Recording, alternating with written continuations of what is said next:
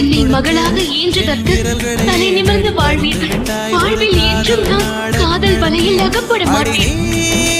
அன்பினை பொழியும் தாமே ஈன்றவரும் ஆவீர்கள், என் இறைவனும் ஆவீர்கள்.